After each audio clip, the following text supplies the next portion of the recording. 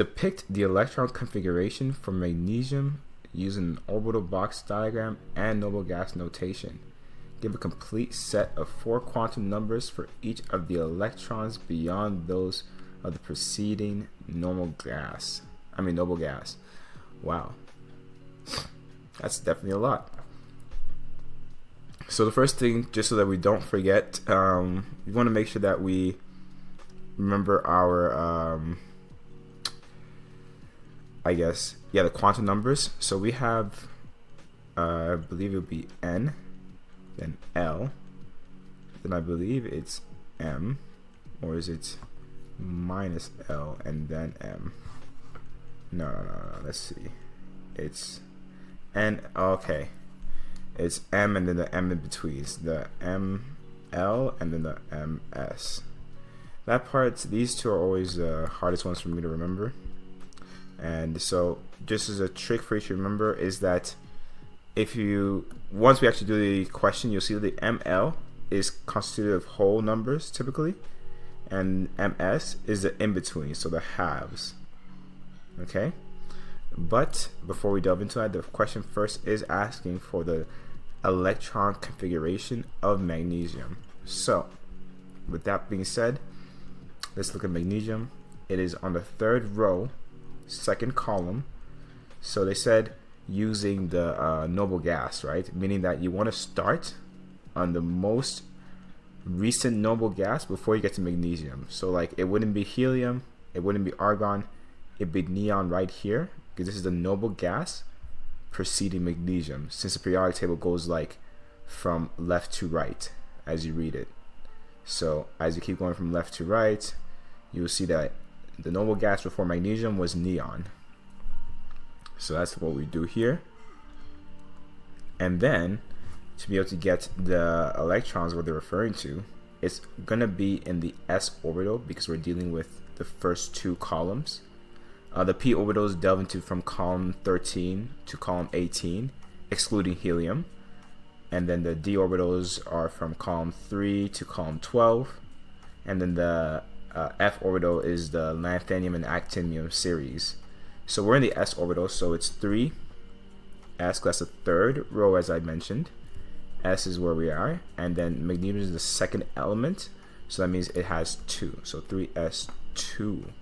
Okay, so now this is what we have here for magnesium. Okay, now the N is referring to its orbital shell, like what orbit is it on. As we mentioned, it's on the 3rd orbital, so N is equal to 3. Okay, and before we even go any further, actually, remember how I mentioned there's 2 electrons there? If you wrote this in orbital notation, neon would look like that's what I forgot to do. It looks so blank. We need some context here. So we need to actually write down what the question is. So the question is asking to depict electron configuration of magnesium. You just say magnesium, so that's Mg, using orbital notation, which we've done right there, with noble gas. Okay, and give quantum numbers for electrons. Numbers for valence electrons. Now, actually, you know what? I'm going to just say for electrons, I'm going to say what they said, because there's some times where there are electrons beyond the noble gas, but it's not a valence electron. A good example is when you get into the D and the F orbitals, those shells, those ones technically are still in the prior orbitals, so they're not in the valence electron just yet, if that makes sense. Because D, it would actually, let's say we went all the way down to, as an example, copper. Okay, it wouldn't be 4D here from all these. It would actually be 3D. So it would actually be from the third orbital. So it doesn't count as a valence electron. So, but still, you would still indicate that in your electron configuration, even with the element there. So like if I was to quickly do copper, it would be argon, okay, and then 4s2 because that one's filled over there, and then 3d9. You see how that, even though this is incorrect, but this is an example. 4s2 3d9, you rearrange it, the argon, the noble gas is still there, and because it's one of the ones you have to memorize, that's just how it will turn out, because it wants to fill its d orbital first, considering it's the lower orbital. It usually likes to fill it if it has the energy required to do so, and if it's more convenient for it. But point being is that typically for copper, right here, it usually has one valence electron, or at least one electron wants to give away, in most cases. Now, with that being said though, this is just a side example, so we can just ignore that. Back to the question at hand. Numbers for electrons beyond noble gas. Okay, so we've done that. Now, as we said, we have 2 electrons, okay, because it's 3s2. Not the shell indicates, but the actual number, that small one up there, indicates how many you have. The orbital configuration, okay, same thing, but you just have a box instead, and it's only going to be the 3s, and you have in there 2 electrons, just like that. And they're asking for the numbers for those 2 electrons, okay? So electron 1, okay, would be n equals 3, L is equal to, now this is what you have to memorize. When it comes to S, P, D, and F again, the S subshell has an L value of 0, okay? Just 0. The P subshell has a value of 1. The D has a value of 2. And the F has a value of 3, okay? And now, that's what we actually put there, 0, okay? So, the ML, the way to calculate that, funny enough, is to give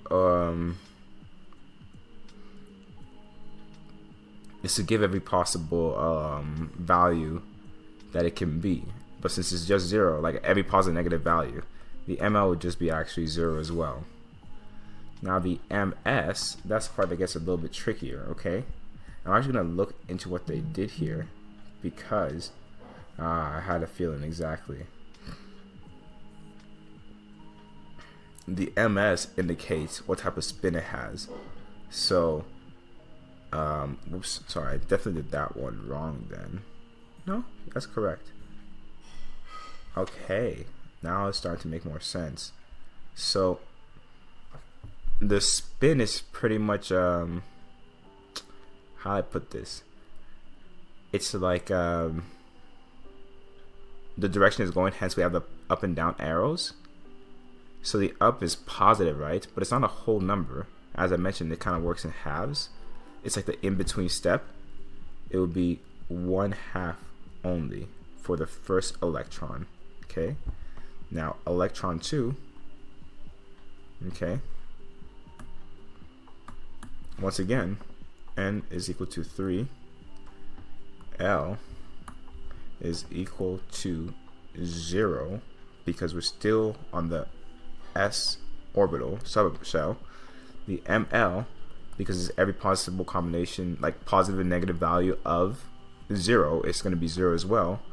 But now it has the negative spin, as in the opposite spin as the first one, as in the 1/2. So with that being said, that MS for the second one is going to be -1/2. Okay. And you'll notice that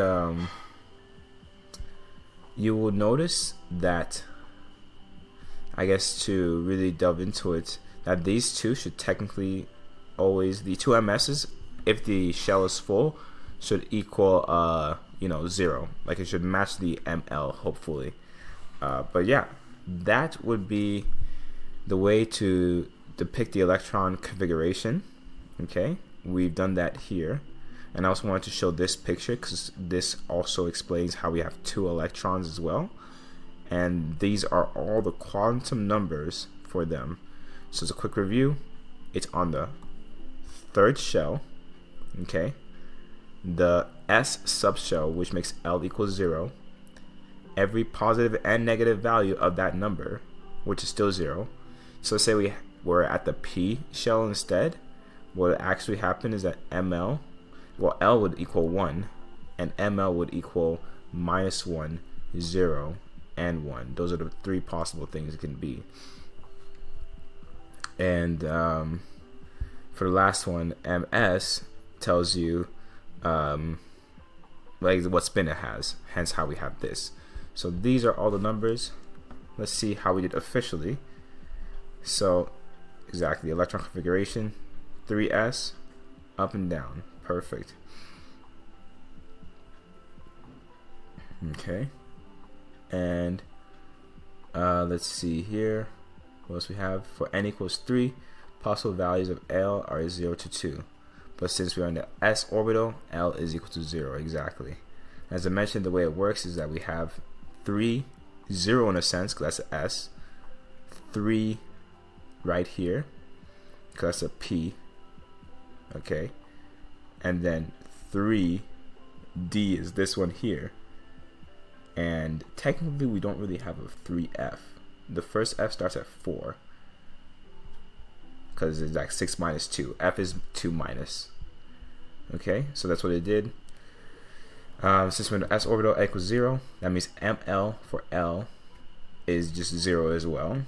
And then there's an upspin plus 1/2, and the downspin is -1/2. So I guess the way the spins work is that you kind of add a half for the spins. So exactly, if your ML value was 1, you would have an electron spinning at 1.5, and the other electron spinning at -1.5. I believe that's how it works, but we'd have to delve more into it just so that way we have the actual values for it, because I do know that it's usually the in-between values between 0 and 1. So with that being said, let's see what we have here. These are both correct. Yep, the biggest difference is the +1/2 and the -1/2. So this is correct. Okay. Electron configuration, that's always a tricky subject, especially when you start dealing with the